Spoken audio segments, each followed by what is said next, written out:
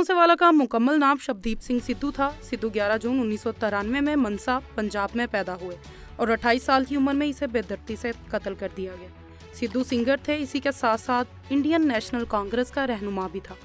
ये बात कोई नई नहीं कि इंडिया हो या पाकिस्तान, तारीख में नज़र दौड़ाएं तो देखने में आया है कि शोबे से मुंसलिक लोगों को हरासा किया जाता है। पाकिस्तानी तारीख में सुल्तान राही हो या अमजद साबरी, इन्हें भी इसी तरह की हरासानी का सामना करना पड़ा। और एक वाकया कल सिद्धू मूसेवाला के साथ पेश आया। इल्ज़ामात आम आदमी पार्टी पर आ रहे हैं क्योंकि सिद्धू मूसेवाला ने भारतीय पंजाब में आम आदमी पार्टी के खिलाफ इलेक्शन लड़ा और हार गए, मगर इसकी वजह से इनके बहुत से दुश्मन पैदा हुए। आम आदमी पार्टी ने हुकूमत में आते ही साबका वज़रा और वीआईपी लोगों से सिक्योरिटी वापस ले ली।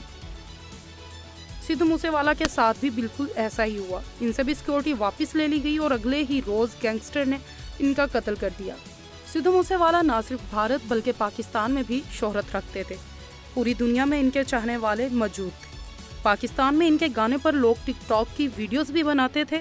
यही वजह है कि कोका कोला अरीना दुबई में इलेक्शन के बाद पहला कॉन्सर्ट करते हुए इन्होंने पाकिस्तान में आने की ख्वाहिश जाहिर की। इनके मशहूर गानों में ओल्ड, सेम बीफ, सो हाई, जट दा मुकाबला और स्कूल जैसे मशहूर गाने शामिल हैं।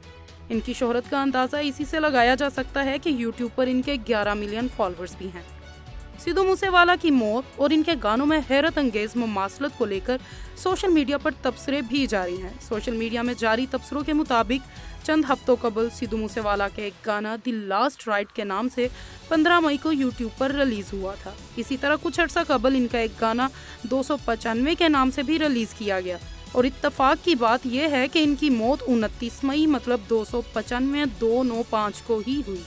जराये के मुताबिक कनाडा से ताल्लुक रखने वाला गैंगस्टर जो के गैंग लीडर लॉरेंस बिशोनी का करीबी था, इसने सिद्धू मूसेवाला के कत्ल की जिम्मेदारी कबूल कर ली।